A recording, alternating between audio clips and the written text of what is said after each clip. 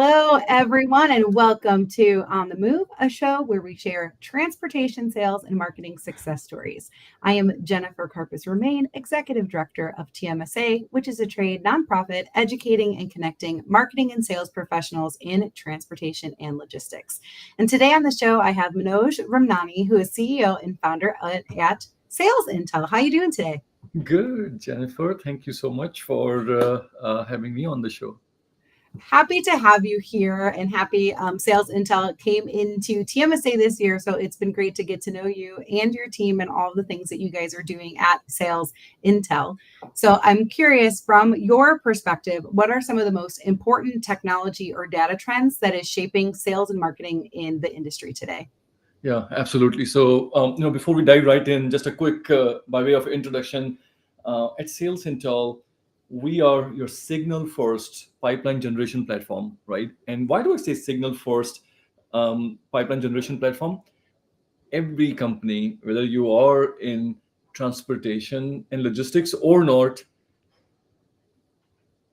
they have to generate a pipeline, right? They have to generate a pipeline to convert that pipeline to revenue, and we provide that platform across the board through all the verticals.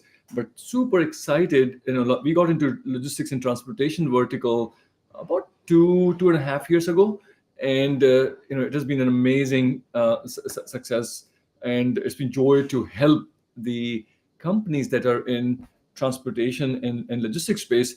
And the reason we started this whole signal-based AI focus solution is, at any given point of time, you have only 5% of your companies in market. So how do you identify those 5%? There used to be just one signal intent, but with the emergence of AI, we have been the pioneer of bringing a variety of different signals to the industry, where we take these signals and put them into our AI automation to make sure that our customers get their pipeline automated. So now, in terms of trends in sales and marketing, especially as it relates to transportation and logistics, if you look at like a decade ago, people used to think transportation and logistics and technologies were like two different things, right? And slowly, we started to see the adoption of technology within transportation and logistics. And now you see the transportation and logistics industry and the company, they are at the forefront of it. They are already embracing AI. They're already taking these solutions. Some of the use cases that we see that companies in the space are using is they are making data-driven decisions, right? They are leveraging the latest and the greatest of the technologies to ensure that their sales and marketing teams are as efficient as they can be. Absolutely. I think that now sales and marketing teams are tasked to do more with less, to be more efficient, be able to move fast, because transportation logistics, it's always moving, it never stops. And so we need these teams to be able to move at that speed and adapt to the way things are going. And one of the ways that we can do that is investing in technology, investing in AI, and finding those solutions that are really going to help us move forward at that rate. And I do think that AI and automation are evolving quickly. Where do you kind of see the most practical near-term wins for logistics companies? Like, they're looking to dive in, get something done now. What are those success stories look like? Yeah, when you look at from the pipeline generation side, there are many use cases where some of the companies are already using it, or the others that are not. We are telling them, don't wait. This AI is not something futuristic. It is here. It is now. Start using it. Some of the very tangible use cases where you can see them moving the needle are, defining the ICP. Like, who's your ideal customer? Defining that profile helps you stay focused and help you get your sales and marketing teams aligned, versus taking these resources and wasting them on the clients that are not in your ICP. The second use case is, within your ICP, how do you score those accounts, right? Now there are AI models that you can use to score those accounts so that your teams can prioritize, right? And then as you come up the stack, account prioritization, account research, right, and getting the details. So an account executive or the salesperson in the industry is looking at a company, right, instead of going to four, five, six different sources. Now AI, the LLM models can bring all this information at one place. We call it account research. And last but not the least is, okay, you have the company, how to generate the message for the persona that you're going after, right? So these are just couple different use cases where AI is here today. You can use it versus waiting for the future.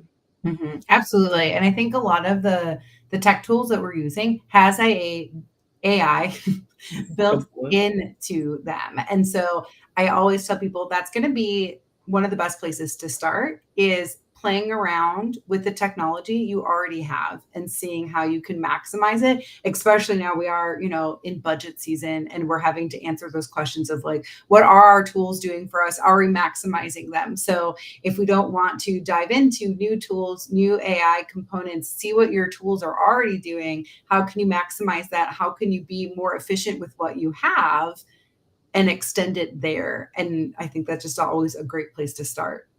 Absolutely. We started bringing AI last year, right, with the agentic workflows, and we saw immediately as we brought these agentic workflows, our customers' productivity within the go-to-market teams, started going up, and now it's all over our platform. So I agree with you. You have vendors already providing your solution. If they are not bringing in those AI first features, functionality, and automations, then look somewhere, but don't fall behind. Absolutely.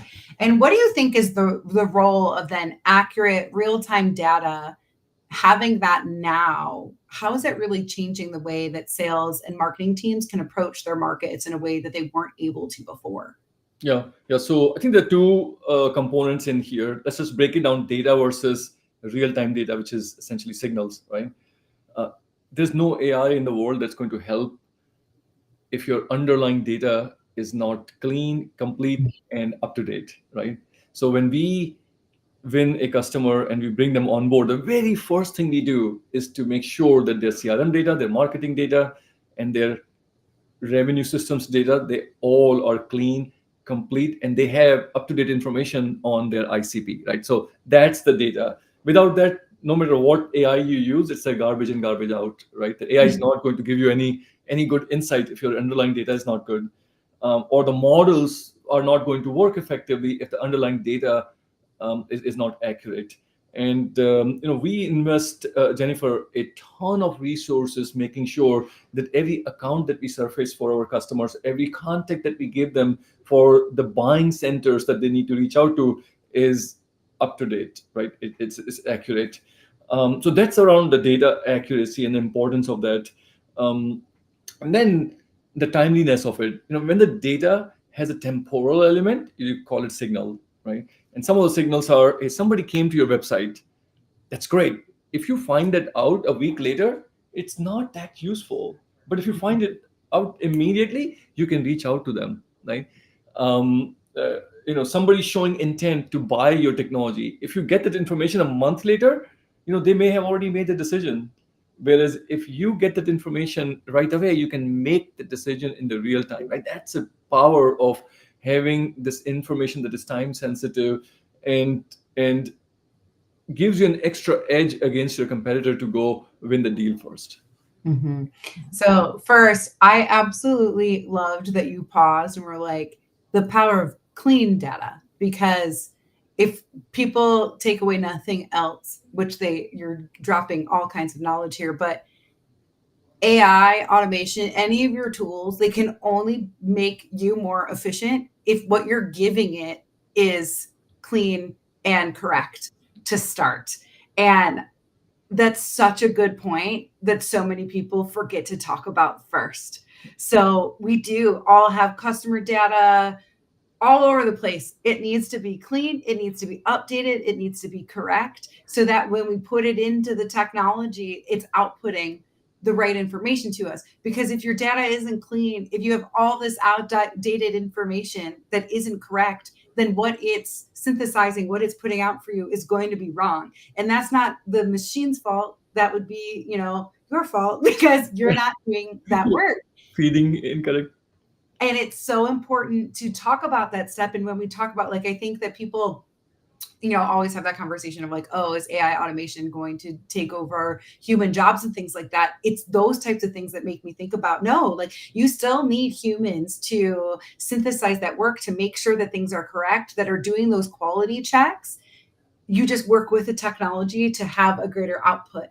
But both parts are still really important. So I loved that you paused and were like, first, let's talk about this, because people aren't. And that's half the problem. And then you did talk about a little bit in there as we moved on, we talked about intent, and right now buyer intent is a buzzword, and it is really important, because if you do find out that somebody's interested in buying your product a month from now, you're right, they may have already made that decision.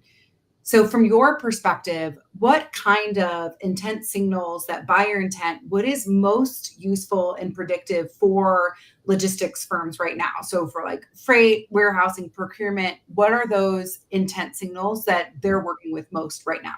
Yeah.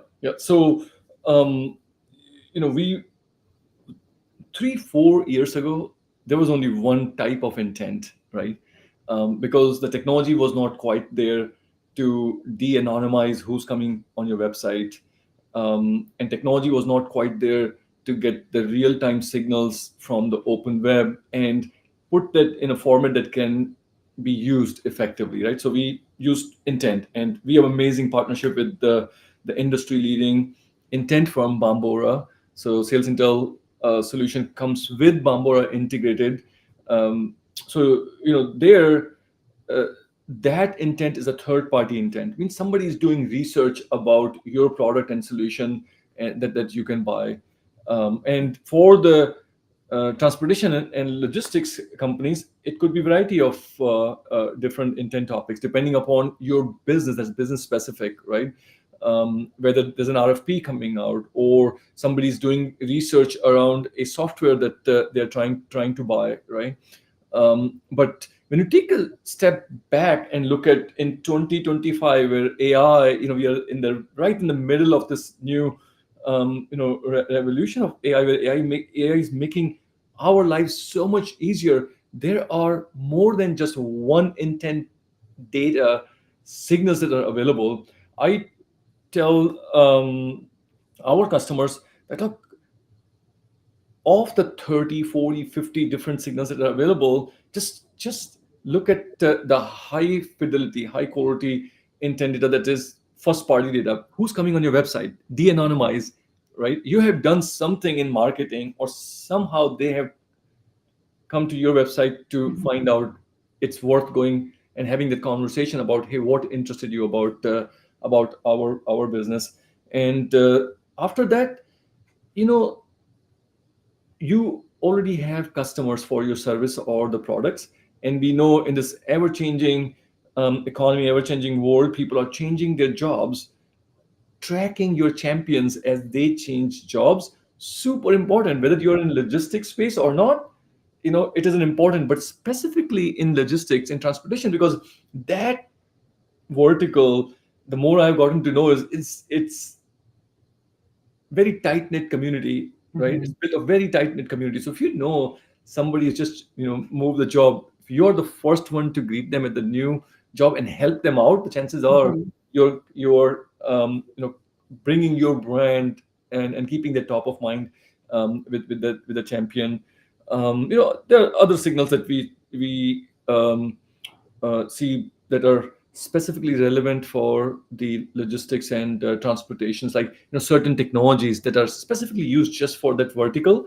When someone is either adding the technology or removing the technology to go after that. So those will be some of the examples that we see that are specific to this vertical. Mhm. That's a really good point. This industry is community relationship based. So following those markers when people are leaving, going to different companies, making sure that you're following those trends. If you had a good relationship with them at one place, you can attempt to continue that relationship moving forward, and using technology to help move that along for you. That makes a lot of sense to me. That's a really good point. One thing I'm seeing is that many logistics firms have lean sales and marketing teams. They're, trying to maximize as much ROI as they can in their tech stack. It might not be as sophisticated of a tech stack as they would want, or they're looking to invest or see what that looks like. What are some of those low hanging fruits that they should be focusing on to start using the data, start using the intelligence smarter without making those huge investments or making things really complex when they just aren't ready to get there yet? Yeah, obviously buy SalesIntel. I'm just kidding. I'm just kidding here. No, but look, I would say get some solution to get your data clean. That's your Mhm. foundation, right? Because we talked about without good quality data, there is no AI that's going to make the magic happen here. Mhm. So use some solution. We obviously provide solution to and make sure that your data is clean, complete, up to date, and after that, to generate the pipeline for your sellers, at least have two key signal points. One is intent data, right? So your team is not going all over the place. They at least know that they're focused on the 5% companies that are showing intent. And second, monetize on that first party intent. You have invested so much in getting your website. You've done so much to go to those trade shows. You've done so much to send those email marketing out. You've done so much to get your advertisements on LinkedIn and Facebook and other mediums out there. So when you bring those visitors on the website, do monetize them effectively. So I think those are the two things. After you get on the data clean, we say that at least monetize on those two signals. Hmm. I think that makes a lot of sense. And really, yes, maximize the investments that you've already made. I That's think that's a huge first step. And if you are thinking about making investments, really think about what level of budget you have to make those. Like I know sometimes we'll look at a tech stack and or a new technology and we see the bells and whistles and we love it. We want to do other things, but our price point don't allow us to do all the things that we want to do. So knowing how to scale there and where that looks like, I think is important too. But I agree. I think really monetizing people coming in, seeing your website, seeing your marketing, making sure that you're making the most out of that investment. I always encourage marketing people to follow up with new customers, say, hey, how did you hear about us? Yes. Because you can then look to see, hey, if I ask that question and their answer, is it even on my lead? Look, like when I'm looking at how that lead came in, do I see it? What point is it? Was it really the first point or was it the sixth point? Like, and I feel like, taking that data and then synthesizing it moving forward is always important. So good Absolutely. stuff. Absolutely. And, talking about that, these technology trends, how we can invest in things, what do you think is kind of having that biggest impact on logistics firms going to market? So is it going to be that AI assisted lead scoring or helping them to prioritize? Is it creating more automated workflows or predictive analysis, having those real-time signals? There's so much great stuff happening right now. Yeah. What do you think is having the biggest impact? Yeah. I think automations, AI based automations are having the biggest impact. We are seeing it, right?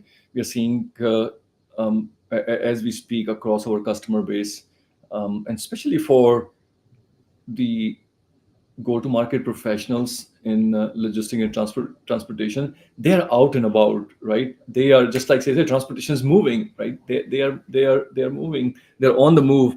They want to make sure they're as efficient as possible. And AI and these agentic workflows, they make them that much more efficient. Um, and when you further unpack what are these agentic workflows, right? They start from the stack. um, we are seeing some of the customers that are early adopters using AI models to figure out who their ideal customer profile is, who are the customers, and within those customers, how do we use the scoring models to make sure that if budgets are tight, if I have 5,000 prospects and I can only effectively market to 3,000, let's just say, which 3,000 are those, right? Wouldn't Mhm. you want a model? Wouldn't you want data-driven decision to say, you know what, here are the top 3,000 where I have the highest chance of being successful. So to score them, and then further using these signals to figure out within these 3,000 now who's in the market where I put my highest dollar programs that convert to revenue. So those are some of the big trends that we are already starting to see. But as we come towards the end of this year and early next year, more and more companies are going to embrace. And the last point there is the last mile. The last mile is the content generation. We all now have experienced chat gpt. We are using it in some format. These llms are generating emails for us. They are writing linkedin posts for us. These are generating the marketing campaigns for us. When you give all this information of clean data, clear definition of your ICP, why they are prioritized today because of the signals, and you feed all this context to the LLM, to the AI models, now you're going to get a content that has 3 to 5 times better chances of converting, right, to a Mhm. lead, or from a lead to an opportunity. And where ultimately AI is going, there's a fear, Jennifer, that AI is going to take my job or AI is going to make sales and marketing obsolete. I do not agree with that. I Mhm. believe that AI and the human, they're working in a coherence, are going to elevate the productivity of the go-to-market teams versus people being fearful about losing the jobs. I agree. I think there is working in tandem and seeing what both the human element and the artificial intelligent element can do to work together. And I do think allowing our humans to show their humanity and be able to connect with people and show empathy and have those real connections and those real engagements, and allowing the AI to give them information to get there faster, that's where things are really um, going to work out. And like you said, yeah, like if you know, wouldn't you rather know the top people that you're probably going to make these connections with, and then allow your people to go talk to them and have that human element? I think it's really powerful. And so I'm excited to see how that kind of grows over the next couple of years too. Yeah, so that bandwidth, really, if you look at the seller's time, 40 to 60%, depending upon the research that you read, sellers are spending that time in researching an account, figuring out why this account is important to me, finding the information to contact the buying centers, right? All these tasks, right, takes up anywhere from 40 to 60% of their time. And then very small amount of time is remaining for them to be really human, for them Mm-hmm. to be really a consultant to their prospect, to solve their problems, right, and actually make a sale. Now with the use of AI, if used properly, you're going to shrink this time 40 to 60% to 10%, right? Because AI has already done most of the organization, the research, the scoring, and the signal work for you, so that you can now spend 90% of your time talking to the customers, Mm-hmm. understanding their pain points, and solving those deep problems that they are having, that you and your company are uniquely positioned to solve. Yep. Yep, absolutely. And so we've talked a lot about the great stuff that's going on, how to utilize things correctly, and to really make those investments small or large into the future. But are there common mistakes that you're seeing that companies are doing when they're trying to operationalize the data intelligence? And how can people avoid them to make sure they really are maximizing and not, going the wrong way? Besides, obviously, we talked about must clean your data, step one.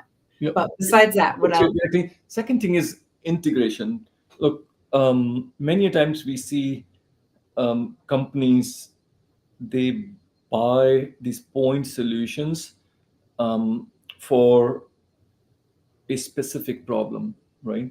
And those point solutions either don't talk to the other point solution, or those point solutions don't talk to their go-to-market stack, which is your CRM, your marketing system, your sales enablement systems.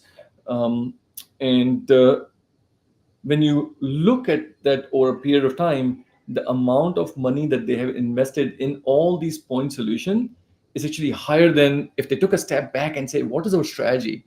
And let's just take an example of a pipeline generation as a platform, right? Um, we at SalesIntel, we provide a complete platform that provides data enrichment and hygiene to ICP modeling, to figuring out who the signals are, and then activating those signals across edge channel to cadence and integration across the board with the entire GTO market, right?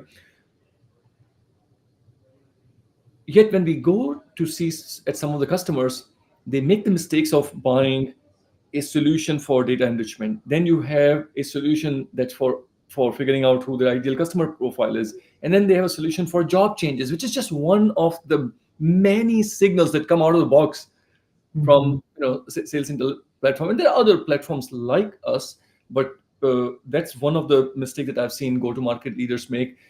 Second is not standardizing this data, right? And that's more of a data governance thing that they need to undertake early on. And then many times you see that go-to-market leaders, they have invested in the data and in the intelligence tools, yet they have not thought at a holistic level as to how to put their brand in front of the prospect. They start emailing and calling. This is very tactical, Jennifer, but I see the customers that think about their brand holistically. Like, think about, what, we are trying to reach our ICP. Let us put our brand, let's create brand awareness within our prospects. They tend to be more successful in converting their ICP prospect into the customers versus the ones that are just spraying and praying, right? So our recommendation is, look, have a clean data layer. Make sure you're focused on your ICP because we all have limited resources. Make sure Mm-hmm. that you're monitoring those signals, whether somebody's coming on your website, changing jobs, to adding new technologies, or showing intent data, or the hiring trends, right? Whatever that signal that is important to you and for your business and for your industry, just watch them and activate them, by Mm-hmm. using these automations. Absolutely. And I think these kinds of conversations where you come together and talk about all these trends and what's coming and how to best utilize things and what sales and marketing folks inside the space need are so important. And that's why I've been excited to have Sales Intel come into TMSA this year as a partner member. You guys sponsored our Elevate conference earlier this year. You're one of the sponsors for our upcoming executive summit. So I'm curious from your perspective, what kind of drew you to support TMSA in the ways that you guys have? And you even have people on our committees, which I love. But how valuable is this kind of industry partnership for people that come into the industry and for you guys? Yeah, first of all, thank you for the invitation. We couldn't be more excited. We couldn't be more thrilled to be supporting um, the community and the organization. Um, I was new to it 2 years ago, right? And as I got to know the community, the trust in the community lives at EMSA, right? And we see that's a foundation for any kind of commerce, right? Mm-hmm. And the resources that you have provided us have been super valuable to us. And we see that everybody there is so supportive and helpful. We are a newbie, we didn't come from that background, right? Mm-hmm. And this is the so-called old boys network. And it was great to see everybody welcoming us and being supportive to us as we came in. So we are very thrilled to be part of the community, and anything we can do to support you, we are here. Absolutely. Well, we're happy to have you guys. We love getting new perspectives, new ideas, new partners that come in. I think sales and marketing professionals need more support, more solutions, more opportunities. And so having a robust partner network for our corporate members is always really important to us. So we're happy to have you here and happy to have your team at the Executive Summit, which is next week. And you can still register at events.tmsatoday.org if you're listening. But anyway, looking ahead a few years, what innovations, shifts in data intelligence, is there something that we haven't talked about that you really think is going to continue to come down? Anything that people should be paying attention to over the next few years? Yeah, I think not even few years, few quarters, Jennifer. The speed at which AI is moving, every week there's a new model, right? Every week there's a new capability. I think in next year this time, we will see more agents doing the busy work and the hard work that human have to do than we are seeing today. So we are projecting 10x increase in the automation and the agentic AI, especially in the go-to-market use cases. Excellent. I think that people will like to hand off that kind of busy work, that Yeah. type of stuff so that they can really dive, like we talked about earlier, really being able to dive into the human aspects, be able to do that. I think, and you're right, it's moving fast. So it's funny to talk about years away from now when really we could be talking about months away from now and how quickly it's all shifting. Yeah. So, And also when we, and that's, in general, AI is moving fast, agentic is moving fast. When I look at the transportation and logistics, the space is very unique compared mhm, to, a software business or a services business, right? Because there's like things that are moving, tangible stuff. Um, I think the big part that we will start to see is the marriage of signal that are coming in the web for the go to market and the signals that are coming in from the IoT devices, right? The IoT devices have been in the transportation logistics space for almost a decade now, right? They are producing a lot of data in the signals.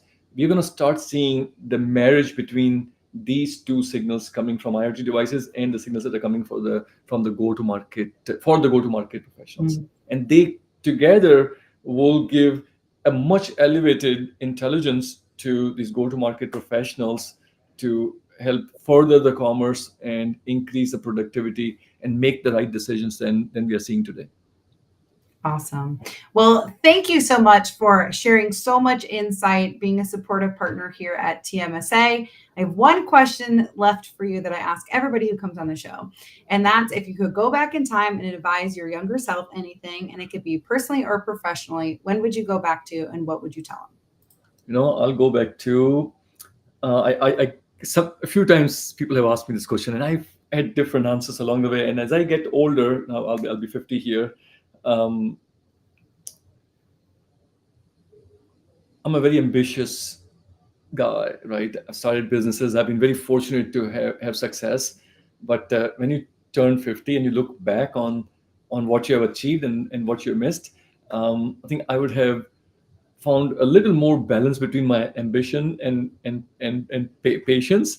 them? uh, and then spend a little more time. I love my family, my kids, spend plenty of time, but I wish I'd spent a little more time with my kids, because they grow up and that time you don't get Mhm. back. So find the right balance between your ambition and passion. Well, I think that's great advice and definitely makes me feel better. We were talking before we started doing this interview that my schedule this week has been crazy because I am going on the field trip and stuff for my son, as we prep for Executive Summit. And so the work life balance this week has been crazy for this mom. But I agree. My son is 8 now and he's still young, but like thinking about like when he was born to now, the growth is so much, and it goes wild ride. It goes real fast. And so Absolute time flies. I have 15 and 20, and they grow up fast. So enjoy every moment that you have with your son. perfect. Thank you so much. Thank you for coming on the show, sharing all your wisdom and support. Excited to see your team next week.